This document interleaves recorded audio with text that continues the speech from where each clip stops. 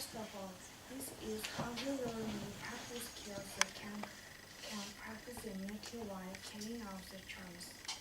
By helping with the home, children can contribute to the family all the time. This activity builds pride and self-confidence. Secondly, having the room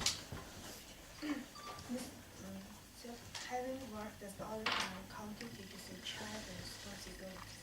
Through the process of child building good lifelong habits like cleaning the room. Furthermore, the learn to manage their time. Doing chores teaches children skills and personal satisfaction, which is why I think they should be asked to do them as soon as they are